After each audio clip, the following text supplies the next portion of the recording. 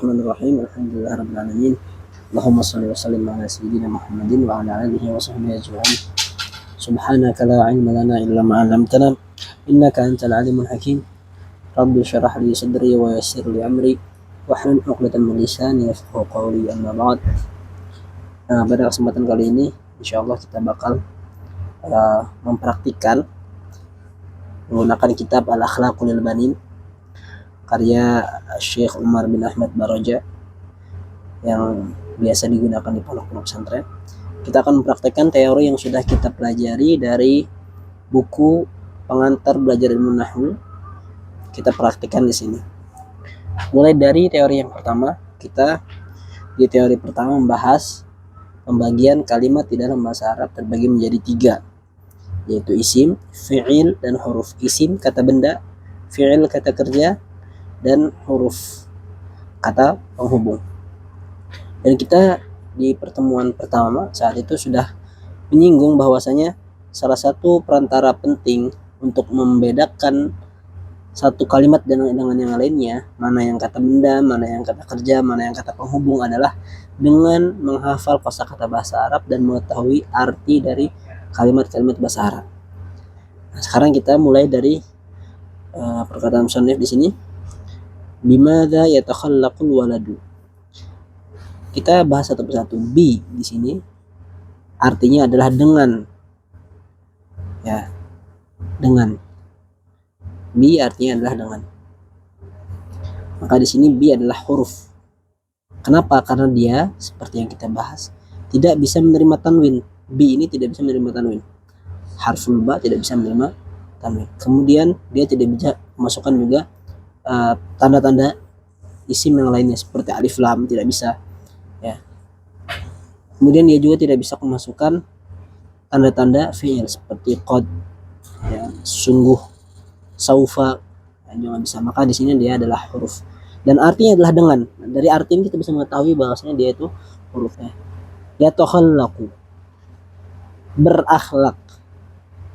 Yatakhallaqu itu artinya berakhlak. Nah, berakhlak ini adalah kata kerja. Ya, yatakhallaqu, berakhlak. Maka di sini yatakhallaqu adalah fi'il. Kenapa? Karena dari artinya saja sudah kita tahu bahwa dia adalah berakhlak. Dengan apa berakhlak? Al-waladu, anak itu. Maka yatakhallaq di sini adalah fi'il karena dia bisa kemasukan qad. Qad yatakhallaqu atau saufa, ya, atau saufa yatakhallaqu atau sayatakhallaqu. Qad artinya terkadang kalau masuk ke dalam fi'il mudhari. Kemudian saufa artinya akan, dan juga sayatakhallaqu, sin juga akan. Maka kita tahu di sini adalah fi'il. Kemudian al-waladu adalah isim di sini. Kenapa kita tahu bahwa dia isim? Karena ada alif lam.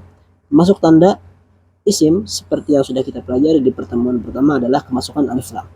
Bimadza yatakhallaqul waladu. Itu adalah teori pertama. Nah,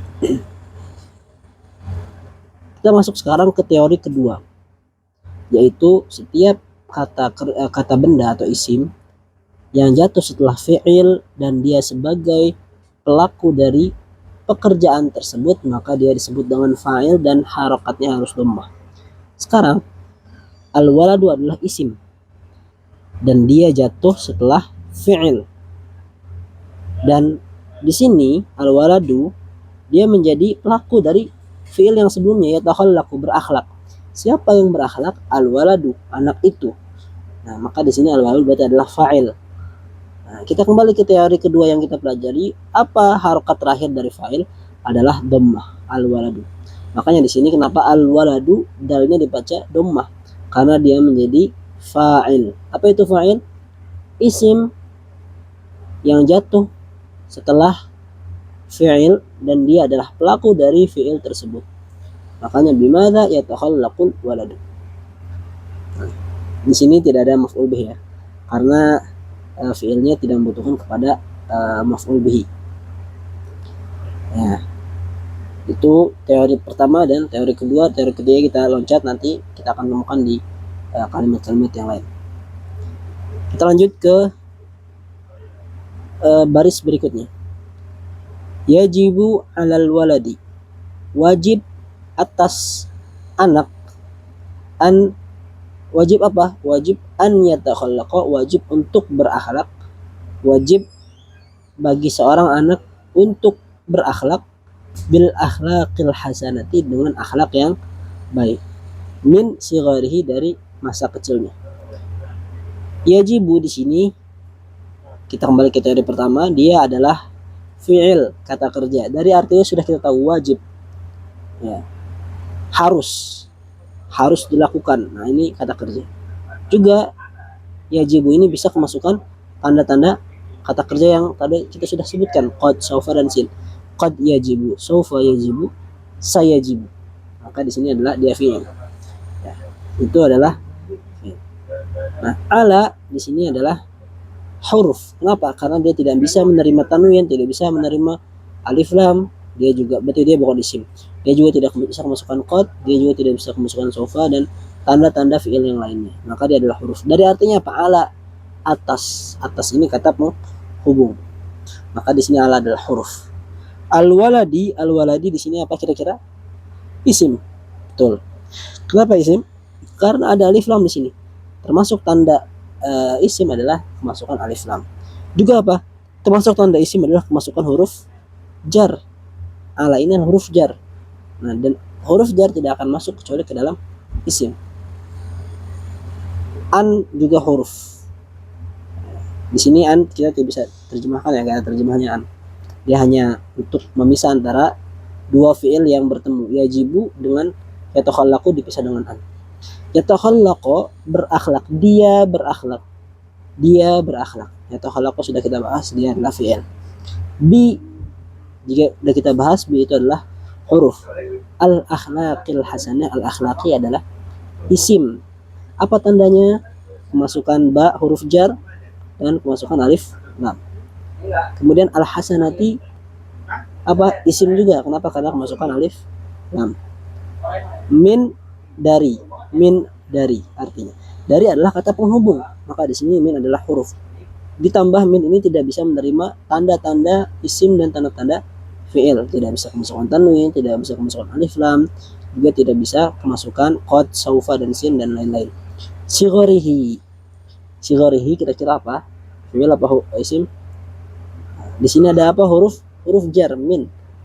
Maka min tidak akan masuk kecuali ke dalam isim. Nah, oleh karena ada min sebelumnya, maka sigharihi adalah isim. Ya. Dia mudhaf kepada ha, ini dhamir, isim dhamir. Nah, itu teori nomor 1. Teori kedua adalah fa'il. Kita sudah bahas di pertemuan pertama bahwa setiap menemukan kata kerja seperti yajibu, maka kita harus cari siapa pelakunya. Nah, di dalam yajibu ini, di sini pelakunya adalah an yatakhallaq. Kalau kita melihat fi'il yajibu, kita akan bertanya apa yang wajib, ya.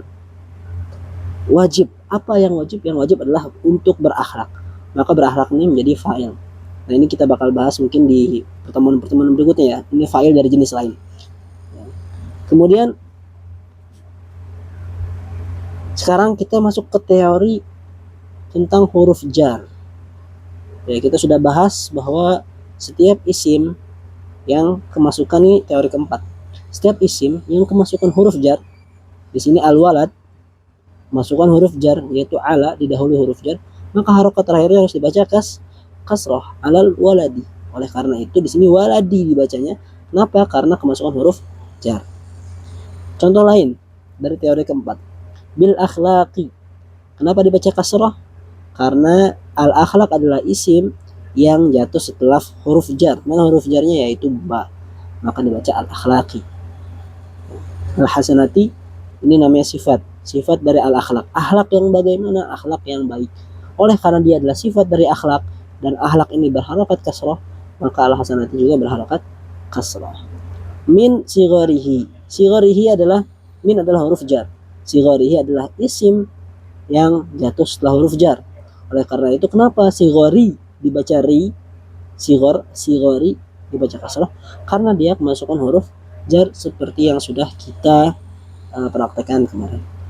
liya'isha, agar dia hidup, mahbuban, agar dia, maksudnya anak tadi, hidup mahbuban, dalam keadaan dicintai, fi kibarihi, saat ia dewasa, di saat dia dewasa, kibari.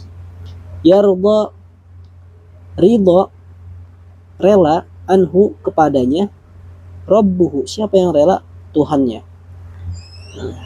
Wa yuhibbuhu, dan mencintainya, siapa yang mencintainya? Ahluhu, keluarganya. Wa jami'un nasi, dan semua orang.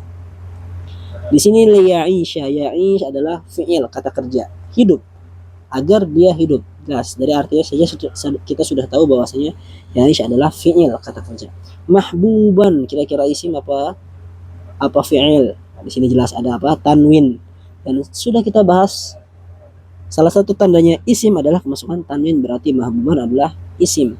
Fi kibarihi, di sini fi adalah huruf jar, di kibarihi adalah isimnya, yaitu setelah huruf jar, maka dia berarti isim karena kemasukan huruf jar dan harokatnya kasroh. Yarda, ridho, jelas ini kata kerja. Siapa yang ridho? Rabbuhu. Kita masuk ke teori kedua nih. Nah, setiap menemukan fi'il seperti di sini yarda, kita harus bertanya siapa fa'ilnya, siapa yang melakukannya. Ini ridho, siapa yang ridho? Yang ridho adalah anhu, darinya, rabbuhu, Tuhannya. Berarti Tuhannya adalah isim yang jatuh setelah fi'il, dan dia adalah pelaku dari pekerjaan tersebut, maka dia adalah fa'il. Apa hukumnya harakat fa'il? Dhammah atau marfu. Rabbu. Nah itu. Wa yuhibbuhu, dan mencintainya. Siapa yang mencintainya? Yang mencintai anak tersebut, ahluhu, keluarganya. Berarti di sini yuhibbuhu fi'il, kata kerja, mana fa'ilnya?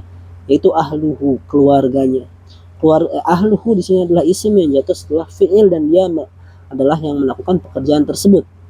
Ya, oleh karena itu dibaca ahlu pakai dhammah. Kenapa? Karena dia menjadi fa'il. Nah, sekarang berarti tinggal giliran kalian praktek sendiri di barisan-barisan berikutnya. Silahkan jawab pertanyaan berikut.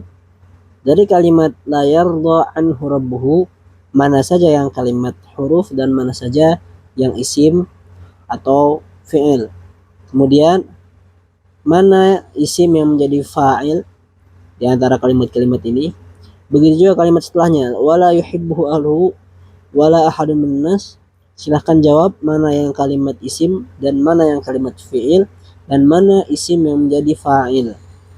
Kemudian pertanyaan berikutnya, kenapa rabbuhu dibaca dhammah, rabbu? Begitu juga ahluhu dibaca dhammah, kenapa tidak dibaca kasrah? Ya. Kemudian di sini minan nasi, kenapa dibaca kasrah?